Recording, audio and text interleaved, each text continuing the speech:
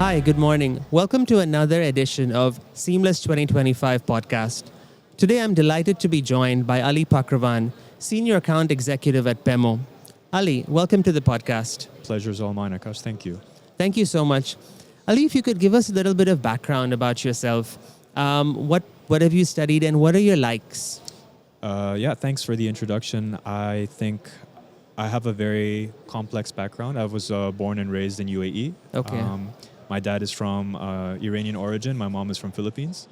So I was born and raised here till school and then traveled to Germany to do my bachelor's and master's, where I went on to work for a FinTech company, which led me to my expertise in FinTech and sales and bringing it back here to the UAE.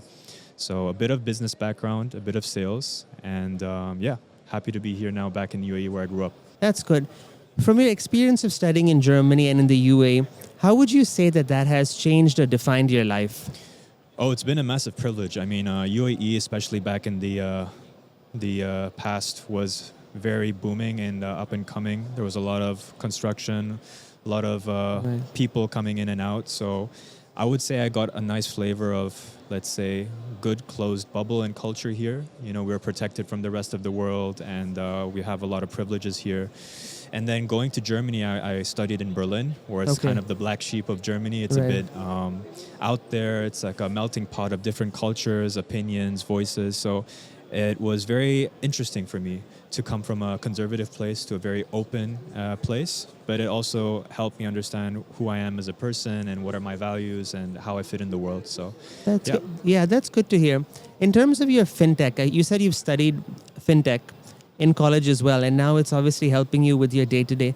How would you say that the FinTech field has changed maybe, let's say, 10 years ago to now?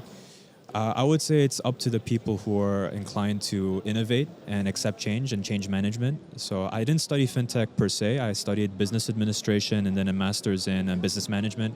So just understanding how people work, how companies work, how the different departments in a business work, gave me the insight to basically be very good in sales, especially with interpersonal skills, which you build over time, which is something no university degree can teach. But with work experience, you sort of learn to navigate what are your strengths and your weaknesses, what are company strengths and weaknesses. And I gravitated towards FinTech because it was exciting. It was something new that was challenging the traditional ways in which companies were working. Particularly for me, I was working in Spendesk, which was a French FinTech unicorn at the time, doing the same thing my current company is doing, but for the European market. So I was building the German market over there. And it was challenging what accountants and companies thought was the status quo for making payments, collecting receipts, and posting and reconciling those transactions. So we wanted to make things easier by liberating finance teams, liberating people to spend time doing more important things. As a finance executive myself, that is really music to my ears to hear that there are platforms that find different solutions. I think overall, anywhere across the world, any finance department would have a very similar group of challenges, whether it's collecting money from clients, expense posting, bank reconciliations. These are the universal tasks that are generally done by accounting and finance team. What do you think is the biggest strength of Paymo, and where do you see the company moving forward in the next 5 years?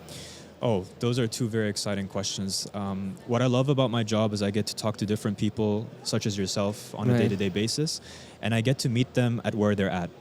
So every company and finance executive are doing things the way they've been doing things for the last 10 years, or maybe they're looking to do things a fresh start. So it's always important to meet them at where they're at and show them the tools that's available to them, regardless if it's going to be Paymo or not, but just to show them the opportunities there with AI, cloud-based solutions, integrations, APIs. So what I like is to understand the current need, and rather than approaching it from a sales approach, you approach it from a consultative problem-solving approach. And that way you get to show the added value that a tool like Paymo can bring, because it's an end-to-end solution from spending all the way to accounting export. Right? So you get the payment method, which is the corporate cards, which are UAE central bank compliant. You can issue as many of them as you need.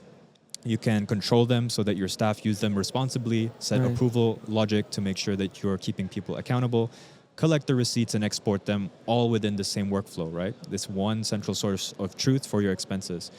So in terms of the future of what we can bring more companies to do that with. We've just currently expanded to Saudi Arabia, which is a massive market that's also heavily in need of such a solution. And the solution itself needs to be marketed and educated into everyone's periphery. So many people just simply don't know that such a tool exists. I was recently at the Accounting Refigured event just the other week, and everyone's still learning or trying to get exposure to AI, trying to get exposure to tech stack that's going to help their businesses grow in finance in the future. And Paymo fits in the next 5 years by establishing itself as the premier solution and partner, financial partner, to make sure that companies can grow and scale, especially with their expenses. I think in terms of timing and innovation, any tool that helps a finance and accounting team would certainly be welcomed and even used on a daily basis. I had another question regarding your marketing strategy. I found it very interesting if you see and hear the ads about Khalas. So how did that strategy, I'm diverting a bit, came into existence, and how did you decide that would be the tagline? Oh, I really love the tagline. It's super catchy. I'm glad you appreciate how catchy it is.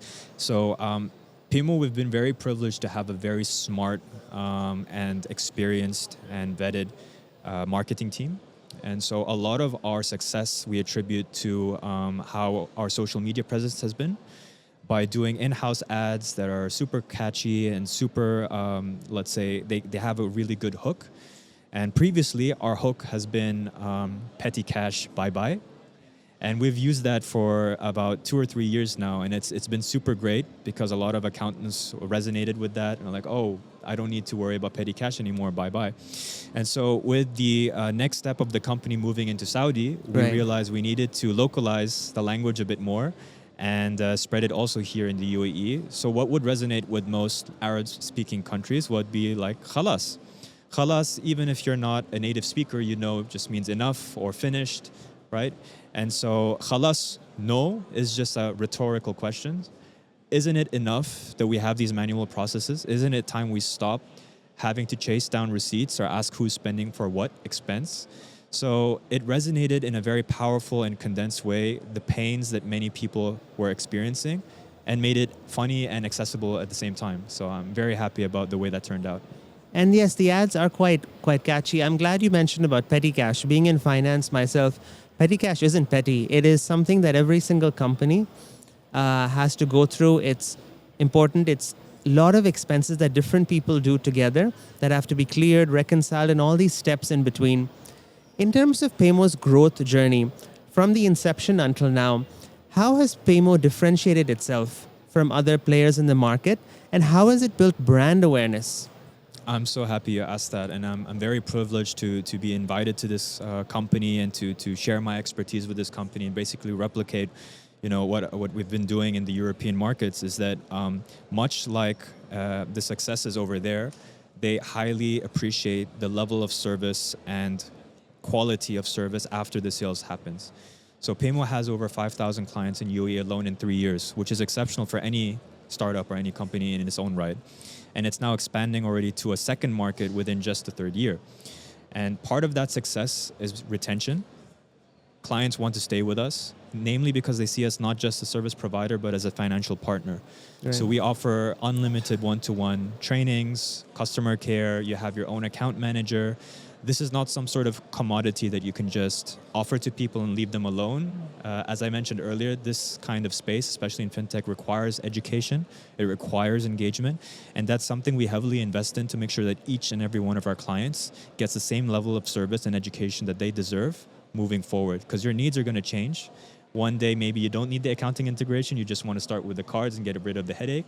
Another day, you need approval flows. You need accounting integration. You need an ERP implementation, and you need Paymo's support with that as well. We're all for that, and we're ready to help all of our clients, which I think is why many of our clients are very happy with us and tend to stay with us long term. That's good to hear. If you look at the UAE, it's one of the countries where thousands of businesses start every year. They grow. And that happens year on year. The numbers keep increasing in every emirate that we're at. If you had to give a condensed version in a few lines of what Paymo is to our new SME business owners and what are the top 2 features, how would you pitch that? That's a great question. I mean, that's how we always talk about our elevator pitch, right? And if I was talking to the person, it's my priority to understand who they are. Because if I'm speaking to an accountant, he has a different mindset than the CEO. If I speak to the CEO, he has a different mindset than, say, the employee. For example, Adil, who works at your company, who mentioned his pains with using his personal card. So first of all, I would understand who that person is, where's their, let's say, perception coming from, and then I would tackle that in the way that best suits them. If it was an accountant, I would be like, how would you feel about never having to do Excel reports Right. anymore? How would you feel about never having to collect receipts? If I was talking to a CEO, I would be like, how would you like real-time visibility and control of all of the transactions happening at your company? The ability to make real-time reports at the end of the day or the end of the week rather than waiting for a statement to make your internal alignment meetings. If I was an employee, I would ask, how would you feel like not having to ask for cash or go to the office to pick it up and always being hassled about the receipts? You can just post it in bulk on your mobile app. So these sort of emotional hooks resonates with the person, and that's how I would go about doing it. So in a sense, making your life easier through the pain that you're suffering, and then tackling that with an action plan of what could be impactful to change. I think that's a great strategy, approaching the need of the person and then communicating the interest accordingly. Yeah. Ali from Paymo, thank you so much for your time and glad to have you on this special podcast. Have a great day ahead. Thank you so much, Akash. Thanks for inviting me. Thank you.